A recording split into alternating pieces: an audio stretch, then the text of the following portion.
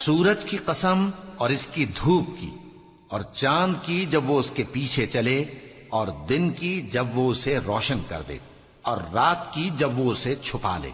اور آسمان کی اور اس ذات کی جس نے اسے بنایا،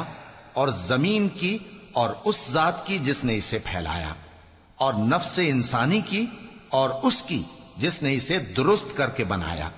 پھر اس کو بدکاری سے بچنے اور پرہیزگار بننے کی سمجھ دی